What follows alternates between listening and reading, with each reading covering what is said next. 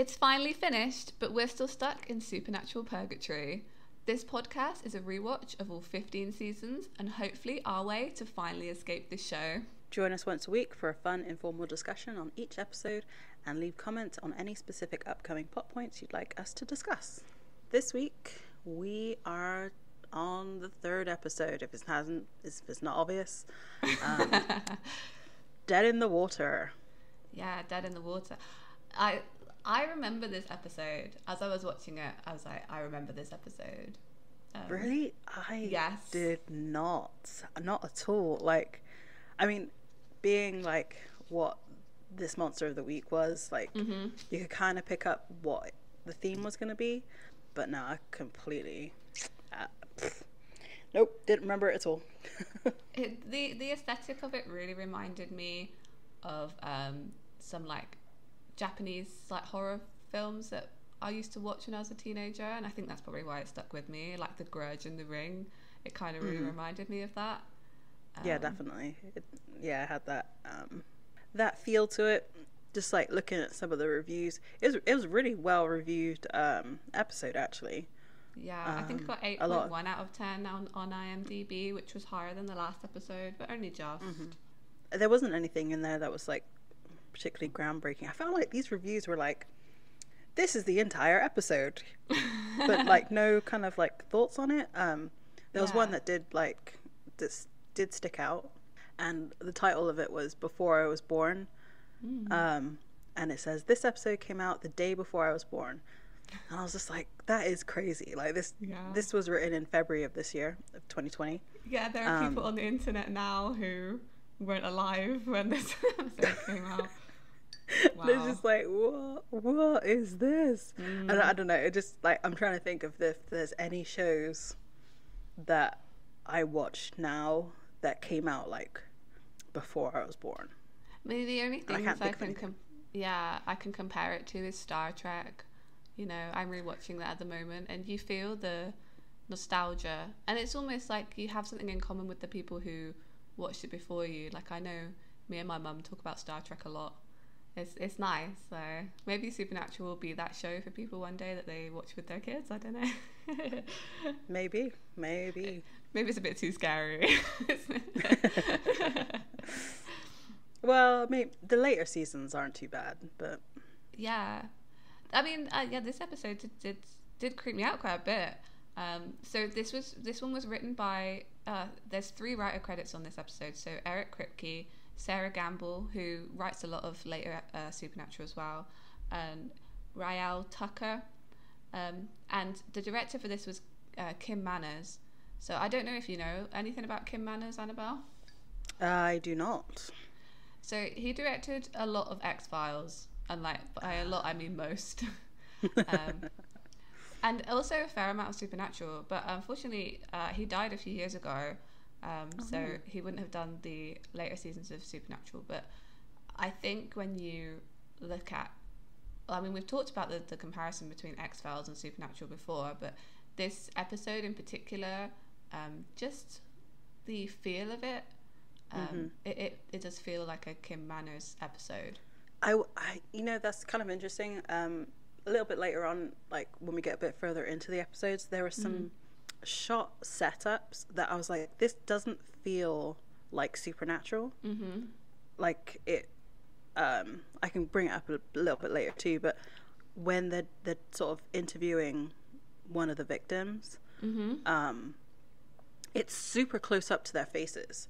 And I was like, this is, and like, it's almost to the point where their faces kind of get distorted a little bit, like they get stretched. And I was like, this doesn't feel right. And now that you say it, like, I'm thinking back to like when Sculler and Sculler, when both of them are talking and like maybe not necessarily interviewing people, but when they're having a conversation between the two of them, it's very much like that. Like it's really close up to their faces.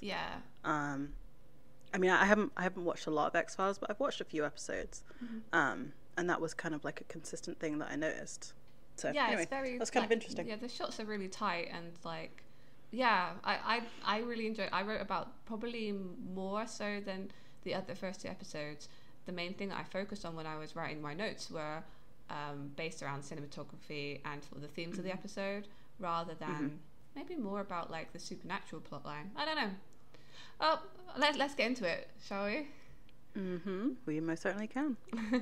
So we start off at Lake Manitou in Wisconsin, and we see a family in a cabin. There's a dad, a son, and a daughter, and the daughter's going to go out for a run, but she's actually, like, I thought she was going for a run originally. Me too. But then she heads down to the lake to go for a swim. And this is our introduction to the monster of the week. Yes. Which is, that whole, like, sequence felt like a mishmash of, like, different genres. Like, it was very Friday the 13th. Like, I think it's Camp Crystal Lake is the camp in that movie. Like, there's just something about, like, that whole, like, setup of, like, a what's it called, a pier going into a lake. It's probably everywhere, because I mean there has to be. The tracking shots underwater was very much like Jaws. I was like, when's the kind of noise gonna come up? I mean, I guess it has its own sort of version of that a little bit. I guess so.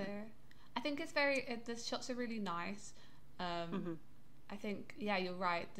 It's very, like, the way it's shot, like something's obviously watching her. Like, you see her before she dives into the lake. There's, like, foliage around the edge of the camera, like it's someone's looking from the trees. And then as she dives in, it changes perspective, so you're looking at her from under the water. As someone who's, like, scared of deep water, this is not a good episode for you. This is not a good episode for me.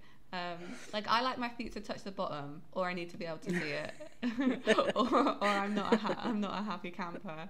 Like, that's funny. Yeah. And this water's obviously it's a beautiful setting. The lake's lovely, but I wouldn't be swimming in it. Well, there's another thing that I was thinking of, like, maybe, like, if you're native to Wisconsin, which gets, like, super cold, because it doesn't look warm. Like, there's no sort of indication that it's summertime or anything. Not really. I mean, I guess the color correction of the episodes, they make it look darker, so I guess inherently I think it looks like winter, maybe. So when she dives in the bikini, I'm like, isn't that freezing? Like, what are you doing? Yeah, and that was one sort of takeaway. Yeah, but again, I think it must be just the color correction on the way that the stylization of the show. They Man of Steel'd it. Have you ever seen the like Man of Steel edit without the color correction on? Yeah. But yeah, so she's dragged underwater and she's gone. Like, it just shows the surface of the water, I think.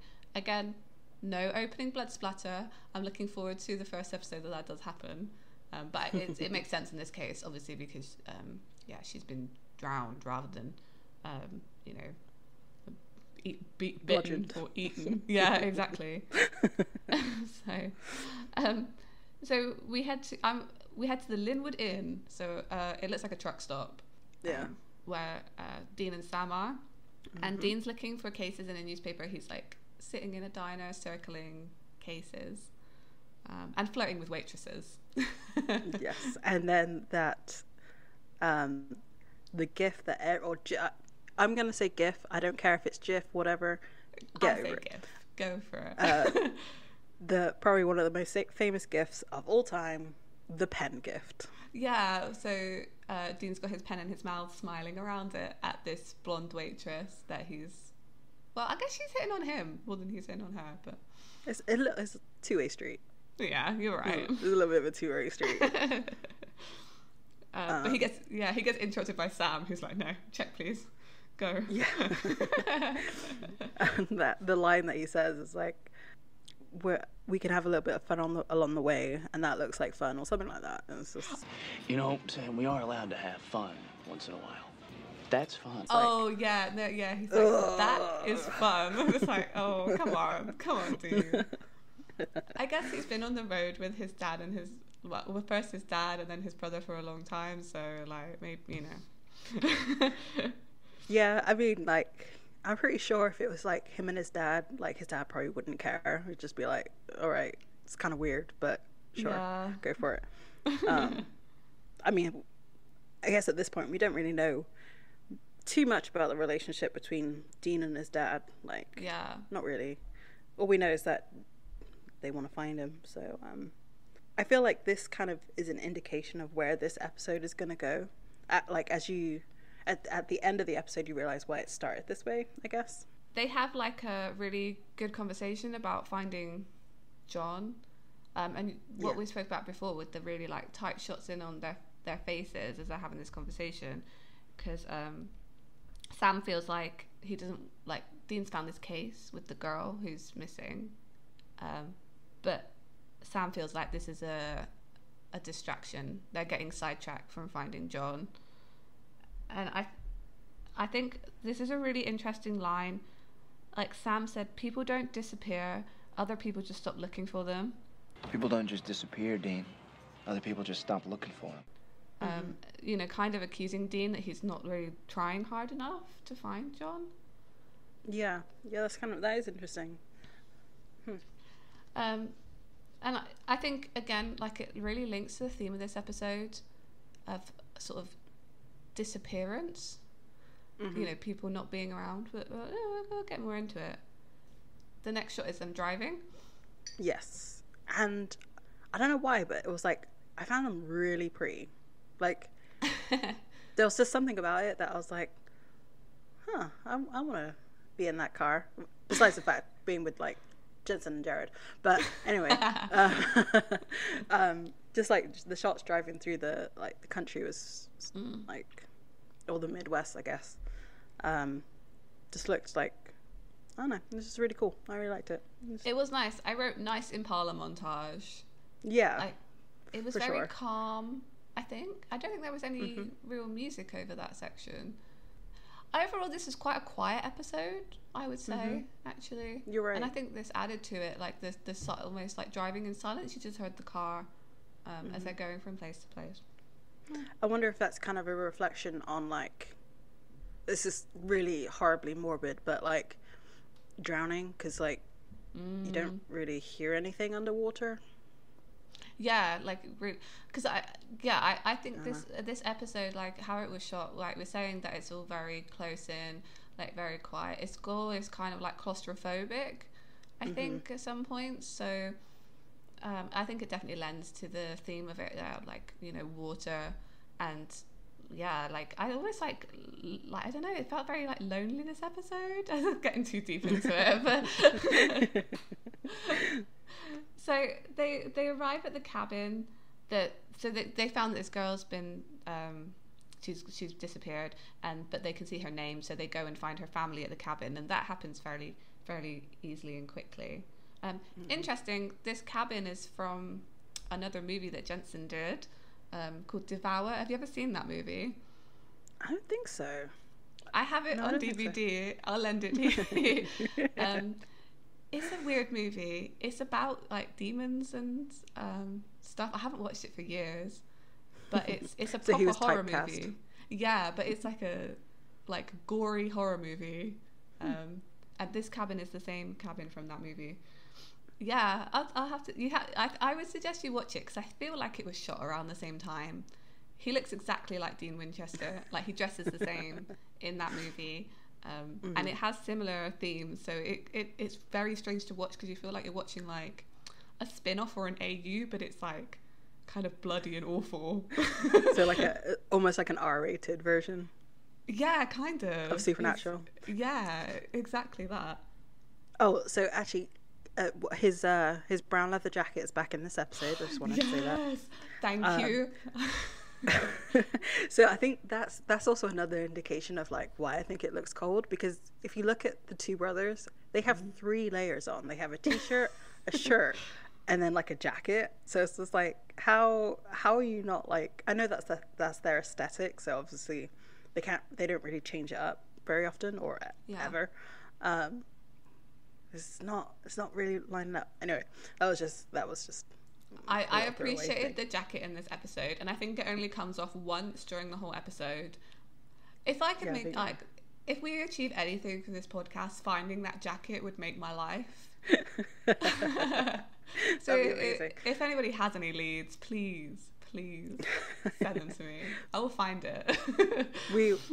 We promise not to out the person who stole Yeah. it. We just want to return it to its rightful owner. No judgment. This is an amnesty. This is a brown leather jacket amnesty. Oh. That's going back to the episode a little bit. When they interview the brother, so I think you're telling me that this was directed by the X-File director. Yeah. It definitely has less of a, again, like the way that they interviewed the person, the brother at this point, is very much like, again, they didn't jump right into like a supernatural story like of the area. It was just like, we want to help find your sister. We're wildlife officers. You know, what can we do to help, kind of thing, rather than like, we're the FBI and tell us all your ghost stories. Yeah. Did you notice how they introduced themselves? Agent Ford and Hamill. Will Carlton? Yeah, that's right. I'm Agent Ford. This is Agent Hamill. We're the U.S. Wildlife Service.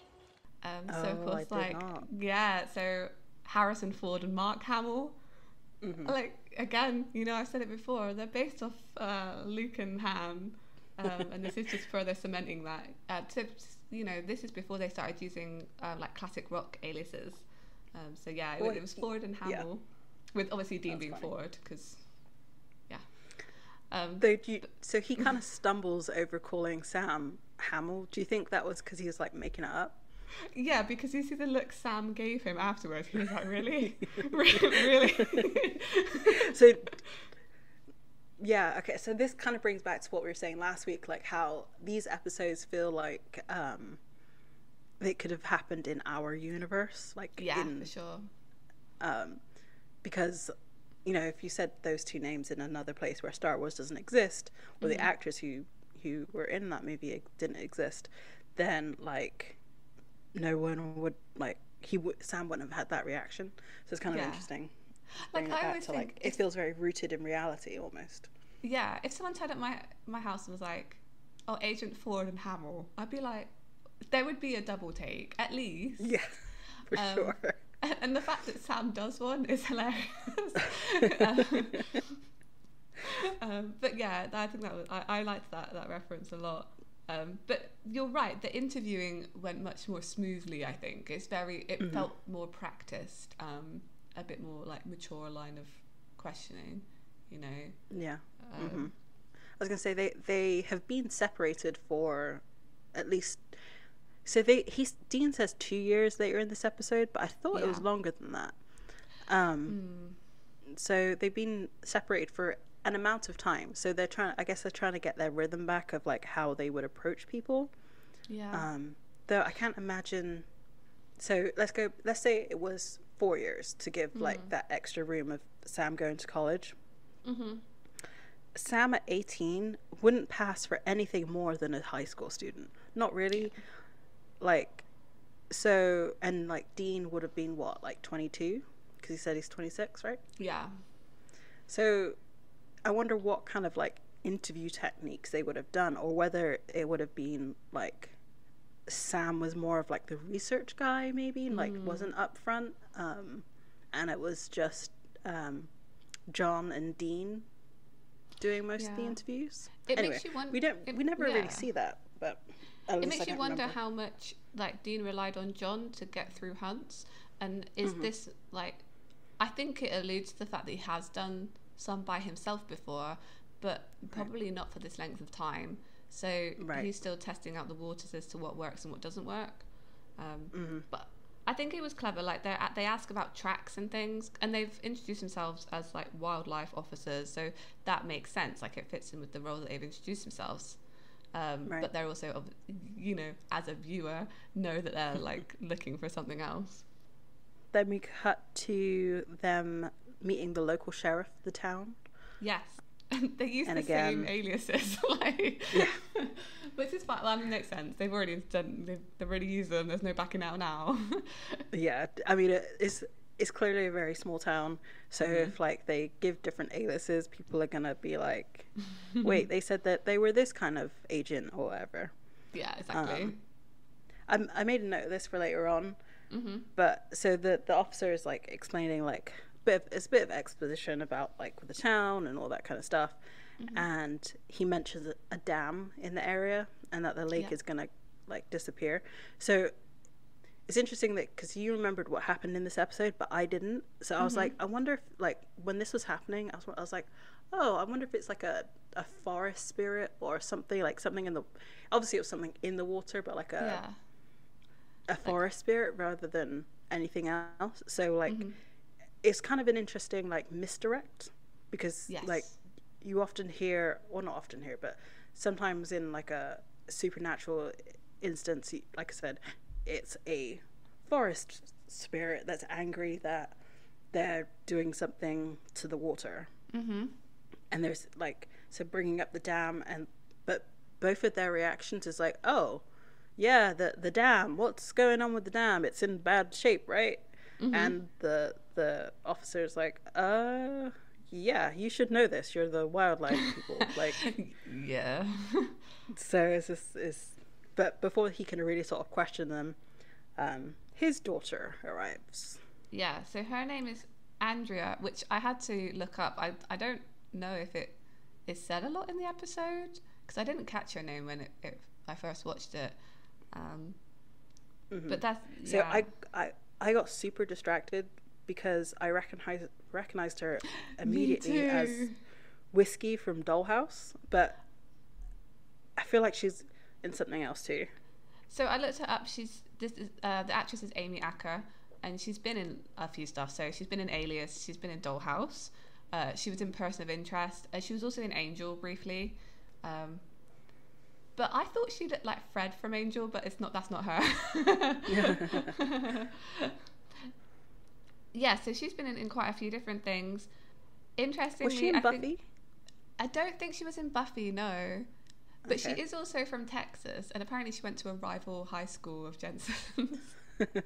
Found that little trivia there. But yeah, I found her distracting as well, because I was like, I know you. Where do I know you from? I guess because yeah, she was the first. Well, no, there was the guy from the last week episode as well. Oh yeah. Who was kind of famous, but like, because she had such a big role in this episode, like she's the first like kind of, I want to say air quotes, famous person. Yeah, like a guest star. That's what it feels like. Yeah, very much so. Then we meet her son, and that's kind of the first sign of something spooky going on, because the son is like, I mean, no, actually, this it's not spooky. It's more like, I guess, reading it from 2020 point of view, you could almost attribute his behavior to like autism or being on the spectrum of autism. Yeah, possibly. I'm not sure how like prevalent that was in the early 2000s, like whether I think it was awareness probably less. Yeah. But it was more like when they mentioned that they were investigating the lake. That's when like there was a look between like the mother and the child, and then you're like, oh, something is spooky with the lake. Exactly. So her son is called Lucas, and I would say during this scene, like, Dean is quite heavily flirting with Andrea as well. But the thing is, I wonder if it was like genuine, or whether it was because he like felt there was a lead there. But I think it's a bit of both. Yeah, I think so too. I think he tries to get it when he can. Let's be honest. I think Dean's an inherent flirt, but I think that he lays it on thick when he's trying to get information. Yeah. So he asked for directions to a hotel, and she's like, yeah, fine, I'll show you. It's like literally down like you can see it from here almost. It's 2 blocks. Like your sense of like she said something about your sense of direction a little bit later on. I was just like, oh yeah, I wrote that quote. That yeah. And so yeah, they walk to this very far motel, and like his pickup lines are horrendous. They're so bad. What do you think? Kids are the best. Kids are the best, huh? Yeah. But her response was like the best too. Like I literally wrote, "Oh snap." Yeah. Oh yeah, I have it written here if you would like me to read it. Says, yes, I would. Must be hard with your sense of direction, never being able to find your way to a decent pickup line. Must be hard with your sense of direction, never being able to find your way to a decent pickup line. Oh, destroyed. Yes. And she just walks off like, yes, do it, girl. Like, Yeah. you tell that man. That's really funny. Yeah. Yeah, that's a great line. And then like Sam's reaction of us like, what are you doing? Like, what is that? You hate kids. He's like, I could like kids. And Sam says like, name 3 kids you know, which is a weird question to ask. You don't even like kids. I love kids. Name 3 children that you even know. That is a weird question. Like, you don't have to know kids to like kids. Fine, okay. But again, also, it's such a brother thing to say. Like, prove Yes, it. that is true. That's very true. Yeah, I like that interaction. That was a good. And it's nice. It's one of the bright bits in the episode where they're outside, like in the sunshine. It's quite good. So they are doing a bit of research and they find out that actually it's not just that, like, they originally thought it was 3 victims over the last few years, but it's actually looking more like 9 victims. And they're kind of and one of them is actually Andrea's husband, which links that all together. So maybe why her son is looking so withdrawn and like not talking, as to why she has a personal stake in this. Maybe why the sheriff was questioning them so closely. It kind of ties a lot of things together. And I thought it was kind of interesting, like when we find out that the kid was there when the dad died. It was a huge turn on like Dean's part. Like he stopped being so kind of juvenile, I guess, and was like had a very like strong reaction to, you know, having a kid witness a parent die. Like obviously he's in that situation, so I mean, he says watching one of your parents die isn't something you just get over, and like it's obviously talking about Mary. Yeah, of course. And like I think that this is where, for me, you start to connect more with Dean than you do with Sam. Because I mean, this is a very Dean oriented yeah, it's episode. like extremely Dean centric. There wasn't a lot of notes in this episode for me about Sam at all in this episode. And I feel like we haven't had that with Sam at this point. Like they're trying to obviously kind of play the sympathy with having like Jessica die and all that kind of stuff, but like there's no real like emotional connection, I guess. Whereas with this, like there's something about the way like Dean feels about this, that he's just like, I don't know. It's a very good acting, basically. I think that's what it comes down to, in the fact that like it's the beginning of becoming a Dean girl. Let's be real. Yeah, exactly. Like I just relate to Dean so much. I don't know why. No, I do know why. I like to pretend I don't know why. But I think his character is so like compelling, and it just grow over the seasons. And I think you're right. This episode is really important to that character growth, because it's a bit more of a vulnerable side to his character, showing how much he was affected by like Mary's death, and also like it gives you a little bit of insight into like Dean and Sam's relationship without those two interacting. Like the way he talks about Lucas and talks to Lucas, like you can imagine him talking to Sam that way, maybe when he was younger. Yeah, definitely.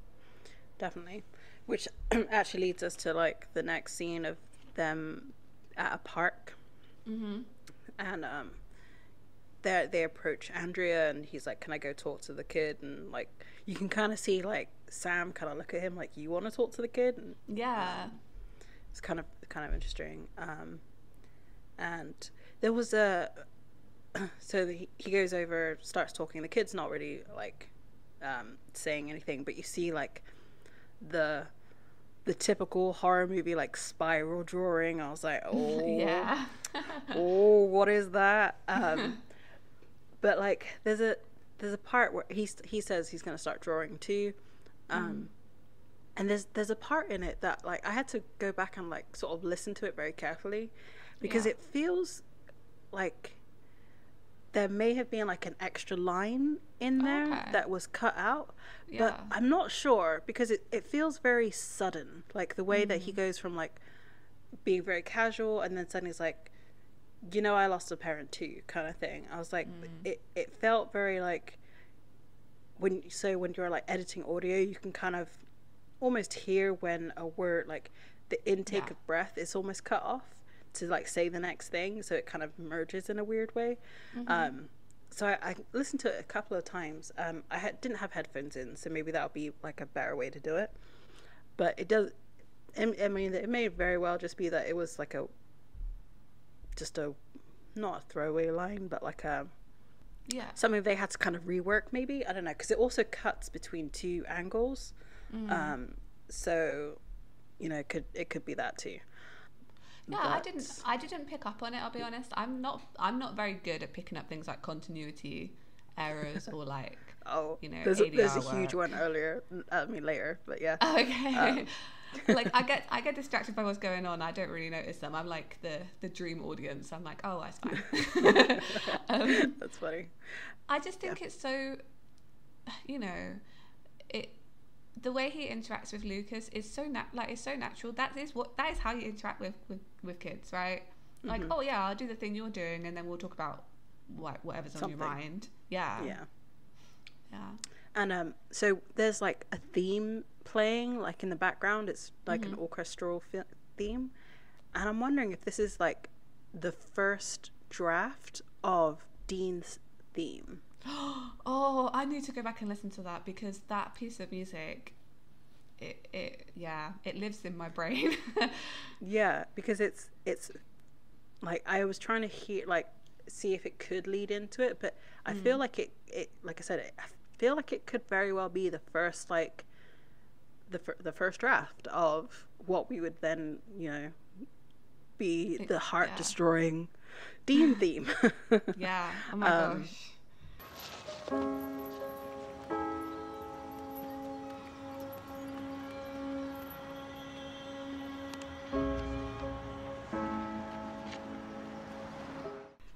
And so like this is also where like we find out that Dean is very family oriented.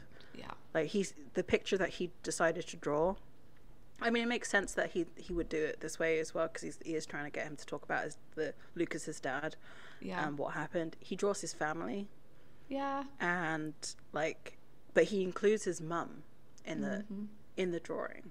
This is my family. That's my dad. That's my mom. That's my geek brother. And that's me. She wasn't around for very long, but obviously it's still something that he's very attached to. So yeah, like, of course. I mean, I didn't remember this specific scene, like what happened in it, and I was like, oh, this is really sad. yeah, definitely. Yeah. And so the continuity, well, it may not be a continuity error, more of a like directional error, but again, you're dealing with kids, so it's, you know, things happen. So Dean puts the picture, like Dean gives the kid his picture, or puts it down. He doesn't give it to him, and then the kid turns around and picks it up, but the way he picks it up is landscape, but Dean had drawn portrait, so where he's looking at the picture, it would be a blank piece of paper, and I was just like, I didn't notice that. That's quite funny. it was very funny. I don't know, can I also say, like, going back to the very beginning as we were talking, Another influence, I feel that kid looks so much like the kid from The Shining. Don't you think? Yes, and like one of the drawings he's doing is like a red bike. Yeah. Yeah. So Yeah. I mean, yeah, he doesn't like that kid from The Shining. You're right. The hairstyle and everything. I mean, Yeah. obviously the clothes, they can't match it because The Shining was set in like 1970 or whatever. Yeah. So, but like I was just thinking back on it, it was bugging me as to why he looked familiar, and it just clicked. But again, it's almost misdirectional because you were saying that before. Oh, maybe it's like a wood spirit. But then like this thing with the kid comes in and you're still thinking like, well, maybe the kid's involved. Maybe it's the kid. Yeah. So, you know, we still don't know where this episode's kind of going and what the monster of the week is. No. Yeah, you're right. And this is already this is a good 15 minutes into the episode at this point too. Like, I feel like by this point we've kind of almost established what they're hunting, but that doesn't really come in until like much later. It cuts to the cabin with the son talking to his dad. Yeah. And they he's saying like the dad is kind of almost catatonic as well, which is kind of an indication of like there's something more going on. I mean, obviously it's traumatizing losing a child, I'm sure. I mean, I've never lost a child, but I can't imagine. So like, you know, the son's trying to like be like, hey, I'm gonna cook you some food, and then it cuts to him preparing a fish. And I was just like, when I saw this, I was like, I wonder how Amy reacted, because I know you hate fish, like like a whole fish. Like, it's not just like it was a fillet whole of fish. It was like, a whole cutting fish, the head which off a whole fish. Yeah. And I was just like, what if she freaked out? No, I hate them. It's kind of funny because this is like the first sort of blood in the episode. I mean, there isn't really, but it's kind of like sinewy and gross. Yeah. Because you're preparing a fish, but this is the first kind of gore of the episode, which I thought was kind of funny. It was horrible, and obviously it's something from the lake. Maybe that's I don't know, but like, no, and it gets worse with the fish. And I didn't remember this again when I rewatched this, but it gets worse with the fish. I don't know if you, anyway. No, I mean, I don't really remember that. Like, I was paying attention, but I guess so this is, I guess, a bit of background. Like, I have a European mother, so we would cook a whole fish. So it never really bothered me. Like, we would put the whole fish in the oven, and then when it was done, I mean, it was already, we never prepped a fish, and like, I don't know how to gut a fish, but like, it's pre-made, so like, at the end you just cut the head off, and it's just there's a fish. Like, no, I don't eat things with faces.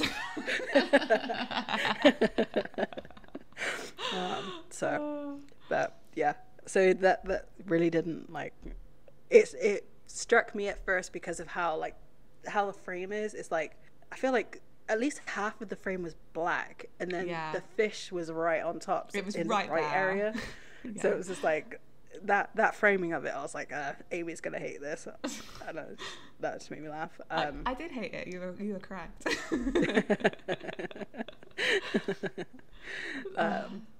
I mean, so yeah. Ugh. So he cleaned. I think he's cleaning. Is he cleaning off a knife or something in the sink?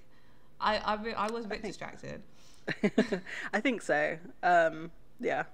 Yeah, he's doing some kind of like washing up, or he's cleaning the knife that he just like cut the fish with in the sink, and the water starts going like black. It goes brown, it almost looks like it's black. Okay, so I have this is maybe my one grievance with this episode. Yeah. If you see that, wouldn't you like do something? You're seeing your sink back up. Yeah. And he's literally just staring at it. Yeah, he's like watching the water rise, like, oh.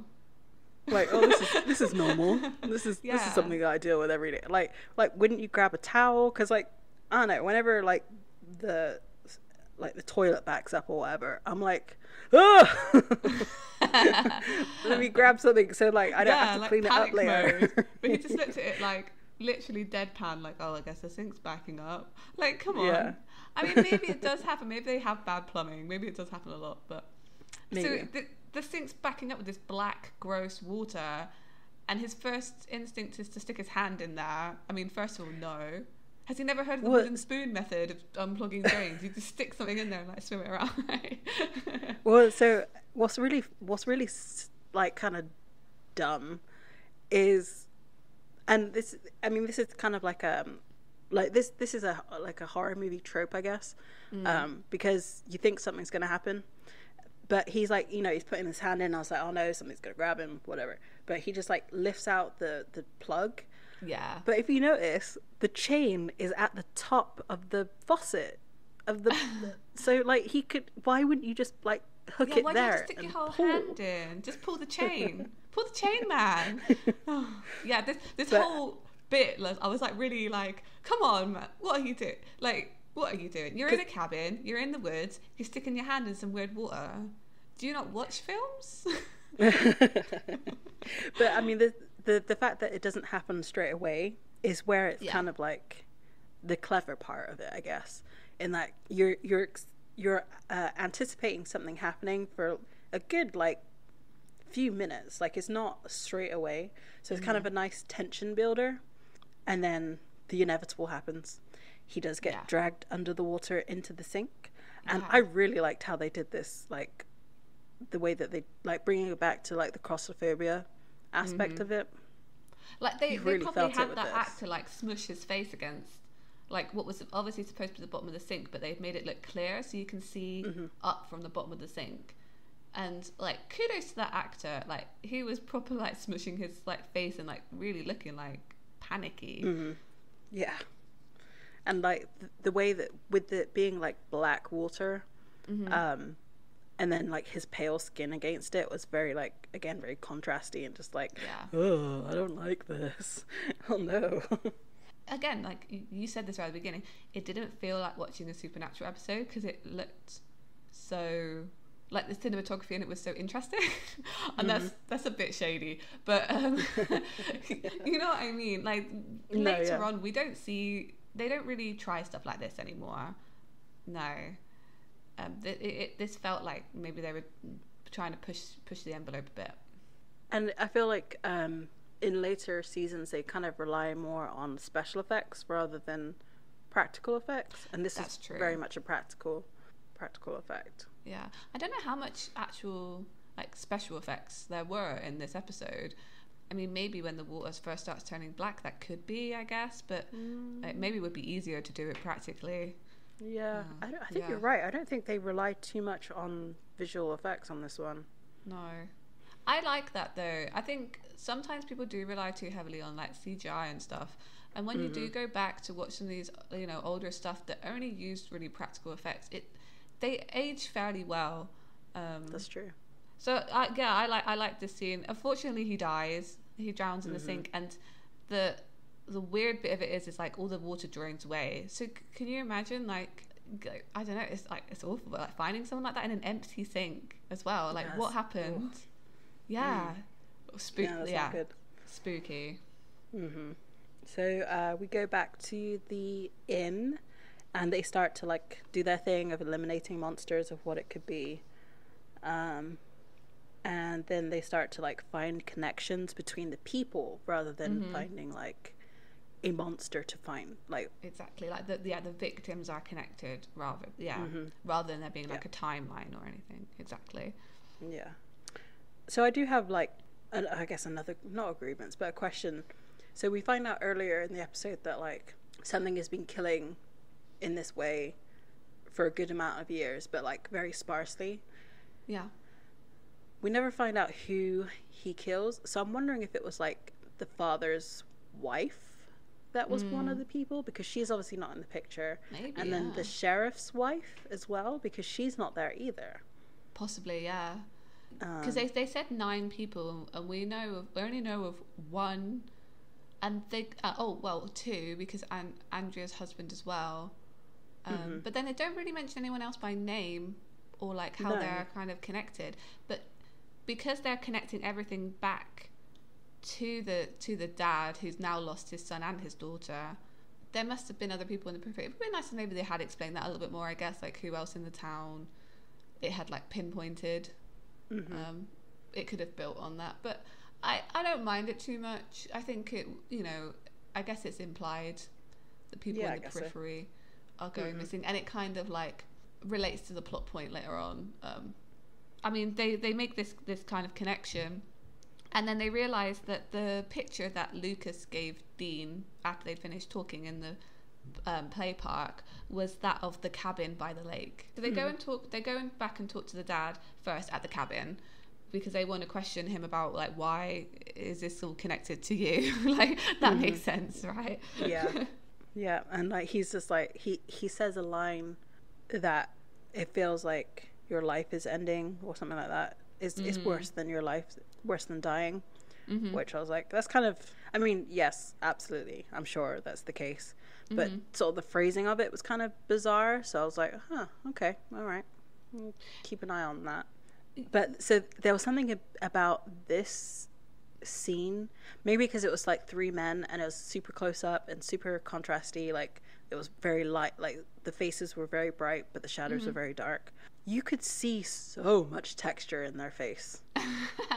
That like, HD quality. I mean, yeah, it really was that, and I was just like, wow, okay, I feel like I could, you know, zest an orange on some of their faces. I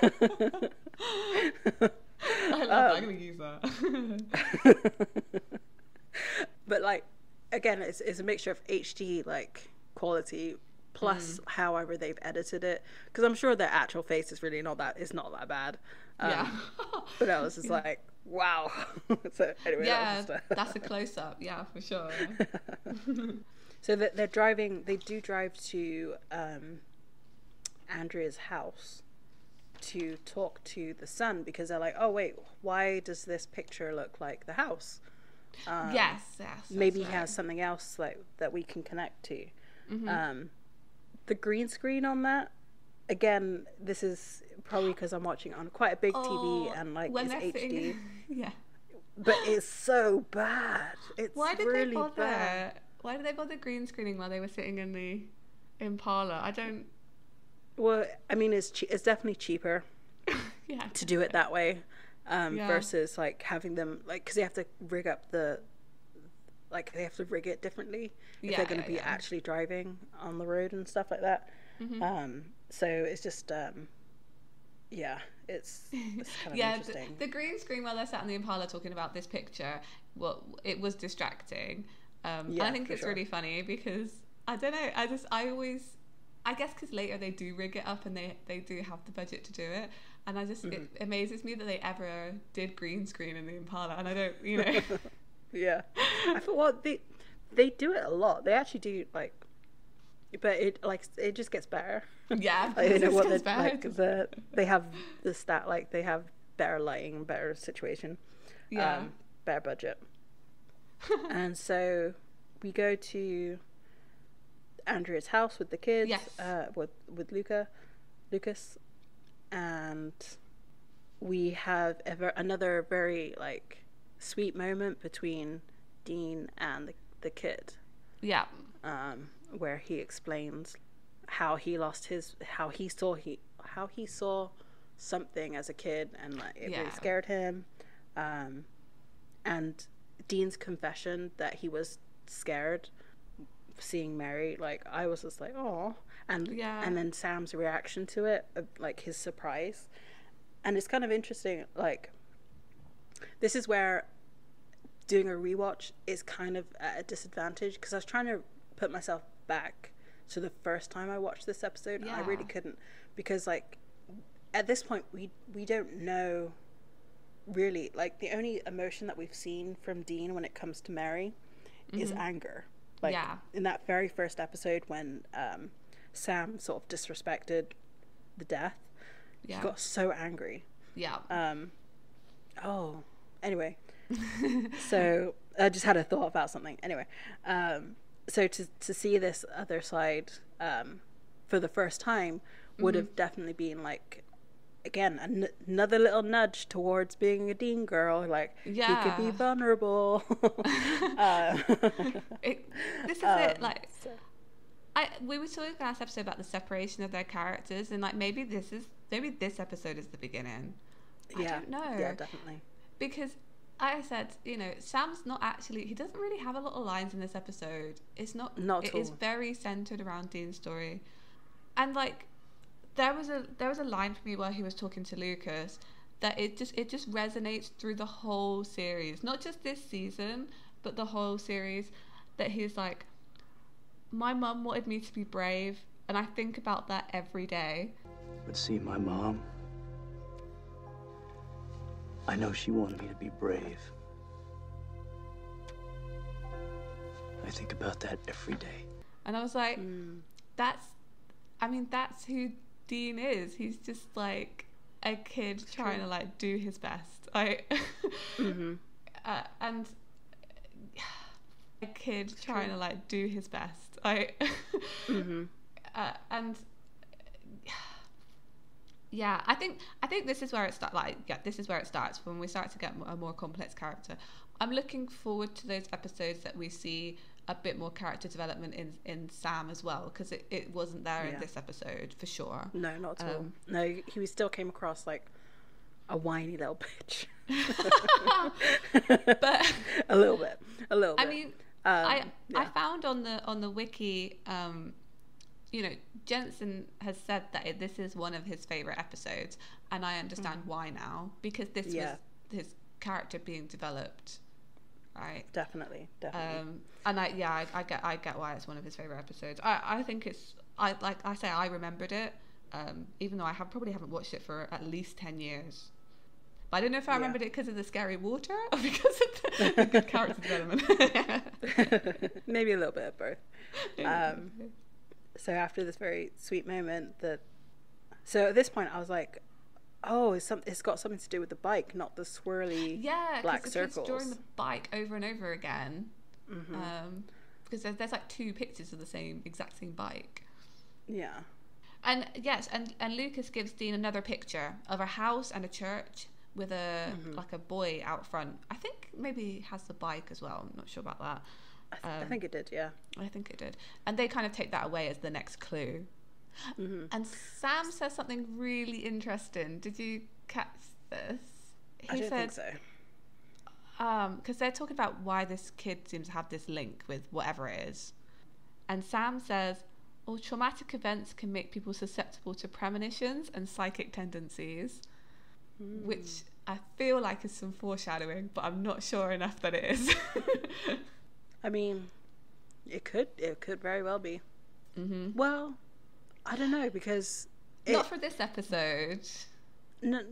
Yeah, but so I think I know where you're going with this. With like, this is Sam's character arc for the first like 3 seasons.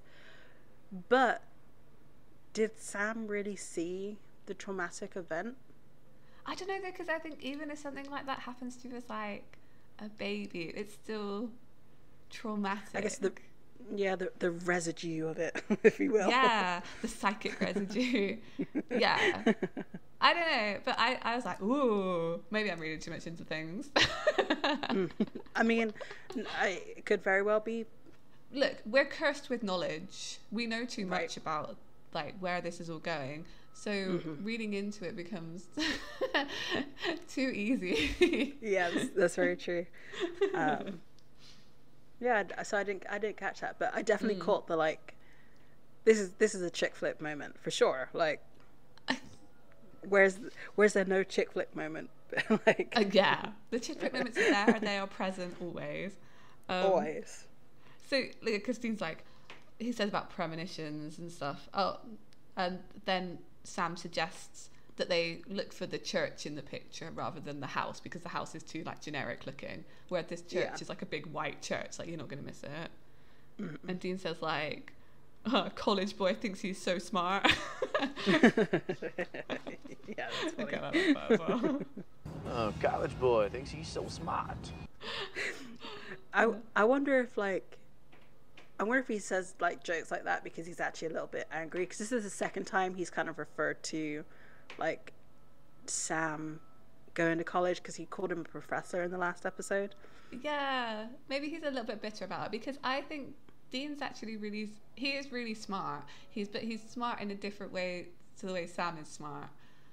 So it would be. I feel like what could have Dean been? You know, what could he have done if he'd been able to like access college and stuff? If he'd been kind of allowed to by John, because really Sam had to like push against that, like, you know, that way of life to go. So yeah, That's true. Maybe it is. Yeah, maybe it's a little bit like. I think he's still mad at him for leaving. Yeah, for sure. And it's kind of a passive aggressive way of dealing with it. Yeah. So they arrive at the church and go to the house that's right next to it, and there's an elderly lady, and I was like, she's gonna kill them, she's gonna turn into some sort of witch demon and just be like rah. When they turn up at the church, I love that shot of them, like, you just start from their feet and look upwards towards the church. I love that. That looks good. I mean, like, as they arrive, I think Sam says, like, he mentions what Dean said about Mary. He's like, he never told him that. He's like, yeah. And Dean's like, well, no big deal. Like, oh God, we're not going to have to hug or something. You never told me that before. It's no big deal. Oh God, we're not going to have to hug or anything, are we? It's like, Oh, yeah. yeah, your whole chick flick thing, you're right. So, That's funny. I mean, yeah. I mean, they go and they talk to this old lady once arriving at the church, and they find out that the little boy in the picture is like long dead, like 35 years. He went missing, and never was found. So this is where I was saying earlier with the wording, because she uses two phrases that the dad has used, or that's been said, like exact phrases, which was, my son was never seen from again, which is they've repeated this multiple times for like the news clippings, and then she explains how it feels worse than death to lose your child, which is the exact same phrasing, which I'm glad I put it in quotes because I couldn't remember earlier, but that's exactly what the dad said about losing his kids. Yeah. That feels worse than death. It's really interesting. So I feel like this was the first time that they've played around with this kind of concept of like, but everything is connected in this episode. Like, so the kid's connected to the ghost, who's connected to the dad, who's connected to this parent. So it's just kind of like, it's very much, so it kind of almost makes sense that phrases are used by this, like same phrases are used by people. So I don't know, there's something about that made it made me feel uncomfortable, and I loved it. Like, see, it felt very ghostly. Yeah, all the like the really intricate connections. I mean, I like, once they introduced this lady who like lost her son, I kind of like, oh, I understand the, like, you know, this episode, because I kind of felt like this whole episode is about like loss, and it wasn't about the people who got lost, it was about the people they like left behind, which kind of relates to like obviously Sam and Dean's story. Dean, like, you know, John's left them, Mary's gone, but they're the ones that are left behind, and they show all these different people and how they're dealing with it. So you have like this old lady who is clearly never dealt with her son going missing. You've got Andrea, who's like, husband's gone, and like she seems to be trying to just, like, you know, she's trying to get on with it when her son has dealt with it so badly. You have the dad whose son and daughter have gone, and he's just like not coping with it at all. And I think the way they show it, almost like it affects everyone the same, but then it affects everyone differently, was really interesting. And then you relate that to Sam and Dean, who I don't know how they're dealing with their dad's disappearance. I think like Sam's obviously very eager to find him because of the link to Jessica, and then you've got Dean, who maybe he wants to find him, but he's not as urgent. Like, but it's kind of like what you said last week of like, does he think he's dead? So do they need to hurry to find him, kind of thing? Yeah. I think I still stand by that. I think I feel like Dean thinks that something bad has happened, but at this point is almost in like denial about it. So he's carrying on the like hunting while they're trying to look for him, because it's in his mind it's not that urgent, because well, actually nothing bad has really happened, you know. Yeah, and whereas like Sam's maybe a bit more past that and like, well, we actually need to find him. This is like, you know, there's something going on. Yeah, definitely. I thought that was interesting. This I really like this episode. I think it's very like thematic to Supernatural. Definitely. And so we cut back to, so we just found out that this boy has gone missing, and then it goes back to the father, which at this point I realized his name was Bill. Yes. All this time I didn't know his name was Bill. They didn't introduce characters, I feel, very well in this episode. Like, names came really late. Yeah. Especially the sheriff. I was still writing sheriff down in my notes for like ages. Yeah. I don't know his name. Actually, but yeah, I don't this know is what his name. Yeah, Bill. Yeah. Is talking to the lake because he now realizes that this is something to do with him. We haven't really sort of found out why, and that it's kind of interesting that why comes out very, very late in the episode. Yeah, because they found a picture of the missing boy who's called Peter and Bill, so we kind of seen that connection, but then we don't know, as he's talking to the lake, we don't know anything other than they knew each other as children. Yeah. It's like asking him what he wants. And so Sam and Dean are then driving back to the lake to question Bill about his connection to Peter. And we see Bill on his boat. Oh yeah. On the lake. Like, they're like, no, stop! Like, something like, run after him, run along the lake line. I don't know, I don't know how they were expecting to catch him, but fine. Yeah. So that them running was like what I was referencing last week of like the screenshot that I saw where it could have been taken from any episode, because it is very much like them running towards danger. Yes, always running towards danger. Yeah. And then again with a really like amazing, quite amazing and dangerous practical effect. Yeah. The boat flips over, and not only does the boat disappear, but Bill disappears. Yeah. So he's gone. Gone. And so they are then back, like, you know, they're distraught, like they couldn't save him. Yeah. Though to be honest, you see the look on Bill's face, and you're like, yeah, he's ready for this. He's kind of accepted that this is his fate. Yeah. It's kind of sad. Yeah, definitely. He has no one, I guess, at this point. There's no indication of any other family, so like there's only it's a tough place to two be options, right? I guess. Yeah. And I guess he chose his option.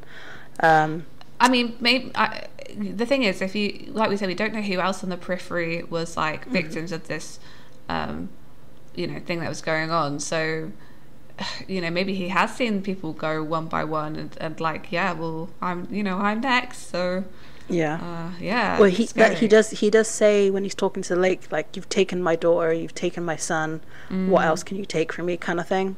So it's not quite phrased that way, but it's very, very much along those lines. So I guess he's just, you know, he's accepted the fact that kind of accepts his fate, kind of thing. That this thing's going to get him eventually, so he might as well meet it on his terms. Yeah, exactly. So we're then back at the sheriff's office, and again they've used their real name, their real first names, because the sheriff refers to them as Sam and Dean, and I was like, so they haven't quite gotten like not to use that yet, because I feel like later on in later seasons they start to like merge first and last. That's a good point. I think mostly when they're talking to law enforcement later on, they refer to them as agent or by the alias they gave, but I don't think they ever actually, I don't know about first names. I think they kind of just skip that. So and the sheriff outs them as not being real wildlife agents, obviously. And I guess it comes back to like their interrupted conversation about the dam, which I mean, it's kind of funny because they do a lot of research into like the monster that they're after that week and like all this other stuff, but they don't research like the department or the the agency that they're gonna be Yeah. imitating. Like Only so many hours in the day, I guess, you know. I guess so. They must have to keep it generic enough to fit in with most places. So, I get why they wouldn't do it. I think later on, I think Sam does do more research into the places that they visit. Yeah. Because he always seems to know a bit more about what's going on. Better access to internet probably helps, right? Yeah, definitely. Because I mean, this kind of dates the episode, because they are looking for monsters to hunt in a newspaper. Like, when does that happen in later seasons? Never. They're always using like the internet or something else. Yeah. Exactly. I mean, it kind of makes sense. Yeah, but it makes sense.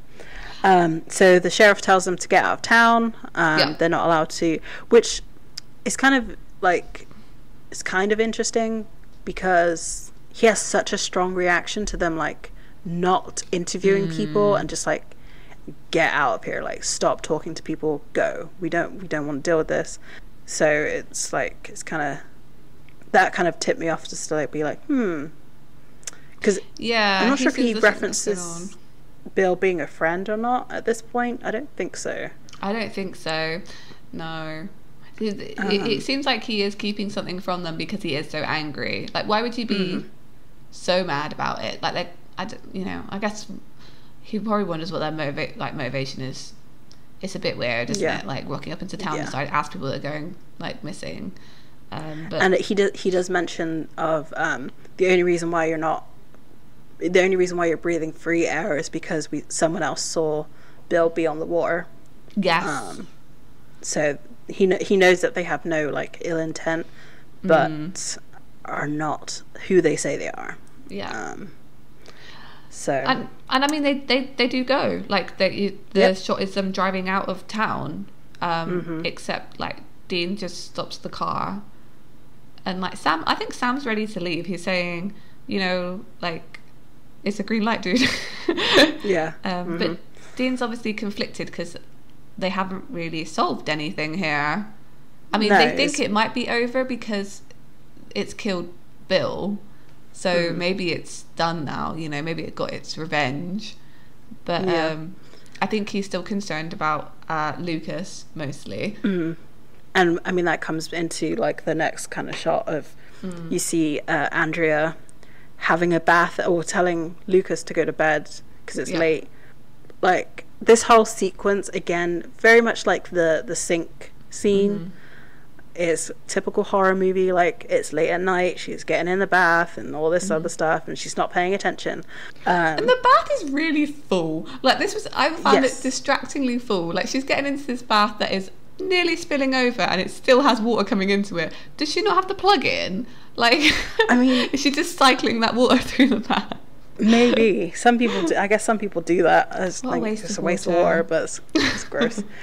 And then it cuts back to them having a conversation in the car. And this is like, again, where I wrote, this is very much a Dean episode. So this is like really cementing the fact that this is, because this is like maybe 30 minutes into the episode.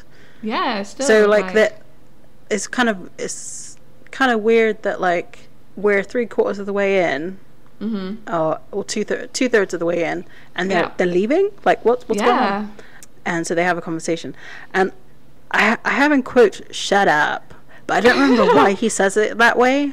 Oh, because like Dean wants to go back, and then Sam says, like, he says he doesn't want to go back until he knows the kid is okay, and then Sam says, "Who are you, and what have you done with my brother?" I just don't want to leave this town till I know the kid's okay. Who are you? And what have you done with my brother? Shut up. That's right. Shut up. Shut up. He said there's a couple of lines in this episode that I don't know why Jensen chose to act them this way, but they're said really funny. Yeah, I'll try and cut them in. Just the inflection on the words. And there's just something, I don't know, why are you saying them like that? It's just really odd. Bless. And Andrea's in the bath, I think. It cuts between them, right? Because he makes a right-hand turn in a left turning lane, which I was like, ooh, not allowed to do that. Bad Dean. It was the middle of the night, but yeah, no bad driving. And we see the inevitable happen. The mum starts drowning. Yeah, she gets fully sucked into that bath. She tries to get out. Yeah. That was really scary. Like her leg goes over the side, like she's trying to get out, and it like pulls her back in. Oh no, thanks. Yeah, that's put me off baths forever. Let's be honest. And as Sam and Dean arrive, Lucas greets them. so- Like, he knows something's up, right? Yeah, because he's like banging on the door, like trying to get in, which I thought was kind of like, again, it feels very like The Shining-ish. Yeah. Because I feel like that sort of kind of happens a little bit. So he's like banging on the door. I want to say that they there's like a close up of them like ringing the doorbell. Like it's just like they were just gonna go knock on the door, like because they just wanted to see if they were okay. Because obviously, at this point they don't know. Was it Sam or Dean who kicks the door down? I don't know. They were both kind of there together because they run up the stairs and there's like water running down the stairs, which I thought was a really cool shot. And then I think Sam breaks into the bathroom. Yeah, because then it's Sam who like is pulling her out of the water, which I think again was really well acted actually. Like because you can feel it looks difficult. You can feel like absolutely. I was just like, oh my goodness, that is a strong force that's like keeping this woman down. Yeah, exactly. Yeah, I think it was really well acted because like you feel like, oh no, he's not actually managing to pull her out. It should be easy. Yeah. And so as this was happening, I was like, I wonder why they chose for Sam to save her rather than Dean. And I'm thinking it's probably because Dean has a much stronger connection to Lucas. Yeah. That it like because you kind of see Dean kind of put his hand like around Lucas a little bit and like kind of protecting him, I guess, or like having his hand is in front of him to sort of to stop him from seeing, to see this. Sam saves the day again. Yeah, I mean, and also like to be fair, it has been a very like we said like a few times, it has been a very Dean-centric episode. Sam deserves a win on this. That's true. It probably is that kind of choice. In the next scene, like after like everything's kind of settled and the water did the water like drain away? I don't really remember that. They didn't really show kind it. of focused on. Yeah. I think the shot was just Sam getting her out of the bath and then they're like on the floor and then pretty much once it's all calmed down it kind of just cuts to the next scene. Yeah, and they're like in their like a kind of like a little library type thing because it's got like a whole bunch of photo albums. Yeah. So Sam's talking to Andrea and Dean's looking through her stuff basically. Yeah. And then he finds a photo album that says Jake, and I'm like, oh, so that's the name of the dad. It's Jake. Okay. Again, this is what we're talking about. The names coming in super late. Yeah. Because he finds the same picture, right? Yeah, because like that must be that's the sheriff's name, right? Is it Jake? Yeah. Yeah. So yeah, he finds the Boy Scouts and sees that all these boys were friends. So the Peter boy who went missing, Bill who died on the lake in the boat, and the sheriff, they were all friends. And Andrea says to Sam that she heard a voice while it was trying to drown her that said like, come play with me, which is very like It. Yeah. Like Stephen King's It. Yeah, definitely. So that's what I thought when she said that. I was like, they could have maybe left that detail out and I think it still would have been scary. Yeah, definitely.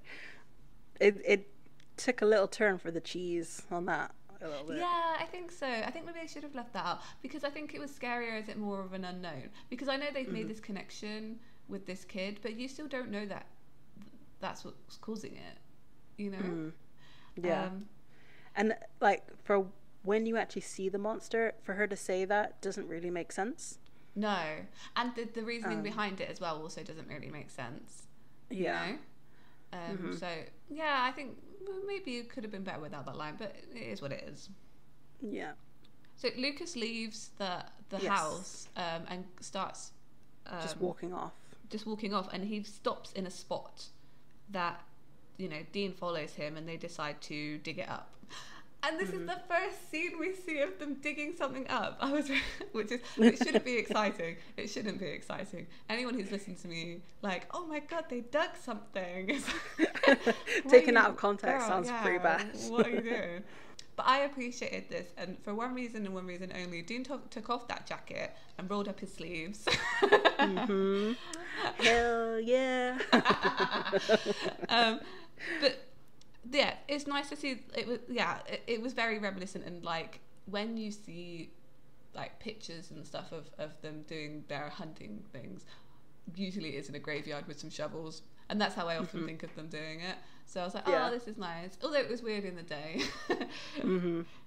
Well, they find a bike. Oh, that's right, they do. Yeah, they find the bike. The red they bike. find the bike that the kid has been drawing over and over again. And so Andrea's not there at that point, right?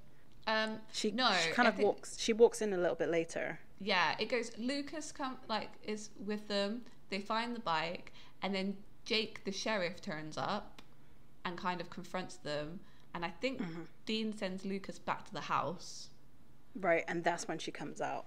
Yeah, because like the sheriff is not happy. No, not at all. And so I feel like this is the first instance of using the phrase "a rat's ass." Like, I don't give a rat's ass. Both of you, you're insane. I don't really give a rat's ass what you think of us. Yes, probably. Which, again, so many things are established in this first few episodes of like their like phrases and stuff. So I was just like, that's kind of interesting. Then we hear the story, which I thought, living in America, given the current climate of like, this is getting political, so I apologize for this, but that's okay. The current climate with like the police and stuff, to have the sheriff essentially be a murderer is very fitting. It is very, very fitting. I was just like, it's kind of interesting to see how like, you know, he what they did to this kid was horrible. Like, there's bullying and then there's like this. Yeah, so it kind of turns out that the sheriff and Bill essentially bullied the kid that went missing and drowned him, and that's why they're being haunted, really. And it feels deserved, I'll be honest. Yeah, no, it does. You know? It definitely does. Like, that's not... But I do think that the fact that it's kind of leaked into their family is the bit that doesn't feel very just in this episode. So I guess after this like heated conversation, the heated reveal of like... Because Andrea turns up and they tell them all about like ghosts. Yeah. You know. And say like, I hope you buried him and didn't just like let him sink in the water. Because they explain like how they have to get rid of this ghost, which is to salt and burn the body. Yeah. Which is kind of interesting because this is the first time that they reveal like actually how to destroy a monster. Yeah. Because in the first one we have a ghost, but like they kind of mention a little bit like where's the body. Yeah, they wanted to find the grave, didn't they? Because I don't know if they mentioned salting and burning though in the first episode. I think this was... No, I don't think so. I don't think it was. And then in the second one, because they don't know it's a Wendigo, they figure it out on the spot kind of thing. So it's kind of interesting that like they have a plan of how to defeat this monster, but then the sheriff reveals that they just let him go in the lake. Yeah. They then look for Lucas, and they realize that he is walking towards the lake. And can I just say something again? This is kind of like a weird spacing thing. They run for a really long time, but they could see Luca really close. It didn't look that far. I made the same note. Yeah, for once I did notice this. They were running for a long old time. Yeah. Luca is then dragged into the water by the creature. We finally see it. Oh, that was so creepy. This is what I meant about like Japanese horror, right? That kid looked like the spooky Ring. Kid from The Grudge. Yeah. Because you just see like a ghostly white hand come out and grab him, and then it only shows like the top of this like boy's head from the nose up in the water, and it's like white and it was creepy. I don't like it. Definitely creepy. I did not like it at all either. And so Sam, Dean, the sheriff doesn't jump in at that point. No, he doesn't. They jump into the water and like dive, like fully hands on top of each other, like diving in. Which I guess is kind of good that the jacket was off at this point, because that would have been ruined instantly. They would have ruined that jacket. So they dive in and they're trying to find Lucas under the water, and they keep resurfacing and not being able to. And then the sheriff starts like shouting at the lake, very much like how Bill was like, take me, I'm the one you want, like, you leave my family alone. And so he gets into the lake and gets dragged under, which that shot of him being dragged under was horrible. I hated it. Yeah, because like it's from the top down. Yeah, and his like the water bubble like coming up. No, thank you. It is scary. And so Sam goes after Jake, trying to find him, and he resurfaces and like shakes his head at Andrea, saying like, "No, I can't find him." And then I wrote Dean's merman moment. Because it really is like there's a slow motion, like shot. It's a very nice shot of them breaking the water. Yeah. So I saw a little thing again that Jensen said in an interview about this, because how they did this shot was they basically had a scuba diver in the water, basically. So Jensen was holding this kid, basically holding them under the water until they said action, then let them go, so they would like bob to the surface. And he said it took him a bit because it was scary. Yeah, like, I'm sure. You know, because he could like tap out, like to let go whenever, and yeah, he tapped out like, you know, a few times. But the shot is so nice, and I really appreciate the slow motion as well, and like the music swells. It's very heroic. It is very heroic. It was very good. And it's really nice end to like sort of, it's not the end of the episode, but like the kind of full circle of that episode that he ends up saving this kid that he's had this connection with, that is kind of like a mini Dean, I guess. That's true. Wow. Yeah. So we cut back to them talking to Andrea about like everything they're like in the city centre. Yeah. So they're walking to their car. That's right, they are. To leave. So I've got some quotes written down here, and because we see him save the kid, like resurface with the kid, and then the next shot is Sam saying to Dean, "We can't save everyone." And Dean says like, "I know," and you wonder like, "Oh no, did the kid not make it even though he saved him?" But then you see Lucas like, "Hi." Yeah, and he's talking again. So I actually didn't take it that way. I took it more like because Sam couldn't save Jake or the sheriff. Okay. Yeah. I took it more of like, well, and also they didn't save Bill, and they couldn't save Jake, so the sheriff. Yeah. There was a few people in this episode that did got without them saving them. Which actually, this is the first time that they've witnessed someone die. Because in the series, in the other two, though people had died, like the woman in white came after them, like it didn't come after anybody else. Yeah. And then in the previous episode, the Collins' friend. Yeah. I can't remember what his name was No. But he's already dead by the time they get there, but they actually saved the brother. So they've been the typical heroes at this point, but in this episode they really couldn't save everybody. Yeah, exactly. By no fault of their own. Yeah. But it's kind of interesting, like, so again, because there was no sort of real backstory on the ghost beyond the fact that it was a little child who was killed by these two people, they never really can like finish that, if you know what I mean. Yeah. I mean, later on we understand more about ghosts and things like that. So again, cursed with knowledge. So are they satisfied? Like they? Yeah. I wonder if that conversation is kind of leading on to, are they actually satisfied with how it finished? Because they know that they have to salt and burn the body, but they can't because they can't find the body because it's just in the lake. It's, you know, they haven't found any bodies in the lake. I wonder if when the dam bursts, because they know, you know, they're not going to fix that, whether when the lake's gone, the ghost will go, or in getting its revenge, did the ghosts leave? I mean, because Lucas seems fine now, and like before he had been quite almost connected to the ghost. I guess it's kind of telling us that now he's fine, the ghost is gone. But yeah, that's true. I didn't see it that way, but yeah. But they have no way of actually knowing that for sure. Like, it could still be haunting that lake. Because again, we don't know the people that the ghost had killed before. Yeah. So that's where I was kind of going with that point of like, obviously the lake had killed people, but now it's just gone because it's gone after its main targets. But like, so why now?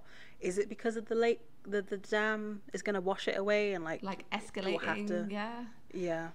So anyway, that's kind of where I was a little bit of a plot hole on that one, but again, it's the third episode in a very long season, so it's okay to have or a series rather. Well, yeah. So I like the ending. I thought it was cute. So like, Lucas brings him lunch and he's obviously fine because he's talking again. And Sam kind of stops to talk to Andrea, and he says sorry to her for her basically not finding her dad in the water. But I think she realizes that he tried his best. And she comes to like not a conclusion, but like a realization that she kind of has to accept that her dad is a murderer. Yeah. And it's sort of like how she's gonna have to deal with that. Which I'm a little disappointed in how calm she is about it, because it's just like, you should be so outraged and like let people know that the sheriff killed a kid, but she's more like, I'm just gonna keep it under wraps. Yeah, I know what you mean. I feel like they had to conclude that pretty, I guess she could kind of see it that he sacrificed himself to save his grandson, because like, as the ghost took him, he kind of gave up Lucas. Yeah, that's true. Which might bring us some kind of like resolution to that, but yeah, I can see what you mean. It's a bit throwaway. Yeah. So Lucas and Dean are like by the Impala, which is like, because Lucas brings him some lunch. It's so cute. He like teaches him to say like Zeppelin rules. All right, if you're gonna be talking now, this is a very important phrase, so I want you to repeat it back to me one more time. Zeppelin rules. That's right. Bye. They do like a little high five. I was like, oh. Yeah. And then they all meet back at the car. So there's Andrea, Sam, Lucas, and Dean to kind of say goodbye. And Andrea gives him a kiss on the lips. Big old kiss on the mouth. Yeah. He's upgraded. Which I thought was kind of weird. He only got a kiss on the cheek last time, so. Yeah. Like, her husband died probably not that long ago, and she's already like kissing somebody else. Kind of. I'll give her a bit more leeway on this. Like, they've clearly been heavily flirting. He saved her son from drowning. Yeah, that's true. Yeah. That's true. So, but yeah, and then that was it. That's the end of the episode. Yeah, so it is just they back out and drive off. And I did put here, but when she kisses Dean, I said he looks kind of surprised, a little bashful, and I was like, oh, maybe he did actually like her. Just a little bit, but it's like, yeah, that was cute. But the music as they drive off is Moving On by Bad Company, which is a good song because they are moving on. So I think actually that's the same for both. I think it was the same song. No, I don't know actually. I don't believe it was. I think at the end of that episode, no, it's Late Night Fade. But yeah, I don't remember. Like, I was kind of overwhelmed at this point. I was like, okay. Episode's done. Yeah. The only song that was the same in this episode was the one at the really at the beginning. This is What a Way to Go by Jesse Turnbow. All the others were different. But there's only 4 songs listed here, so you can see that kind of lends into how quiet this episode was. There's maybe some intro, outro, and the only other 2 songs there are when they're in the car. I mean, that makes sense. Yeah, exactly. Yeah. So... I mean, I like this episode. It feels very early Supernatural to me. I think it had a big theme that it did well. Like I said, I said, I thought this episode was about, surrounding the idea of like loss and people who are left behind. and kind of resolving that. I probably like it because it is a very Dean-centric episode as well. But I mean, overall, it is another Monster of the Week episode at the end of the day. Which is surprising this early on, I think. But they're doing so many. I don't know. Well, I mean, it is a Monster of the Week, but it's also like it is such a huge character development episode too. Yeah. So it doesn't feel so maybe stagnant or repetitive. Maybe it doesn't feel isolated. Yeah, you're right. Actually, like it does feel like it's part of the bigger story because we're getting that character development. So it got, you know, this episode got good reviews, as we said at the beginning, and I think that's mainly because of how it was shot and the overall feel of it as well. It's a very dark episode. I wonder when they start to lighten up these episodes, like actually, you know, physically lighten them up, because sometimes it's so dark you can barely see things. No, I think it's like season 5. I really do, because even when our favorite arrives, our second favorite arrives, it's still, I mean, it's lighter, but it's still pretty dark, and like where this story is going, it definitely, I can remember certain like scenes, and even though it was bright daylight for what was happening, it was very dark. I you know, I think that's you know, I like the aesthetic of it overall. It feels very early 2000s, and you just can't replicate it these days, that kind of feel of the early 2000s. No, you can't. It's nice. But I do have to say, so Kripke is working on The Boys, right? Yeah. Style-wise, it's got that same, like, what we would call, like, when we're editing pictures, the same kind of crunchy look. Like the kind of, I mean, there's a lot of grungy, like when they're hiding, like the main 4 are hiding out like underground. It definitely has the same kind of feel as this. Obviously, it's not as dark, but it is still very kind of contrasty and like texture-y. So I wonder if that's his style of like not storytelling, but like visual storytelling, is to have that kind of like. Because even like in the bright sunlight in some of the scenes, it still feels like as if it's overcast, even though you can see the sun. Yeah, exactly. I'm gonna go back to like Man of Steel edit, where they just like put a filter on it. But I think that it's done better here, like here and in The Boys as well. I think you're right. Next episode is Phantom Traveller. I'm really looking forward to this one. Me too. Me too. I don't remember anything about it other than they're in a plane. I do remember most. For some reason, this one I do remember. Okay. I'm looking forward to it though. There's really some moments in it that I'm just like. I feel like this is. Yeah. I hope this is gonna be fun. I hope it's as funny as I remember it being. Yeah, me too. And I wonder if this is an introduction to some of those like not throwaway episodes, but like the fun episodes that come like much later, like The French Mistake and Hunter Hurricane or whatever it's called. Maybe this is the first fun episode of Supernatural. Let's see. Maybe I remember it wrong. Maybe it's super dark and edgy. I don't think it is. I really don't think it is.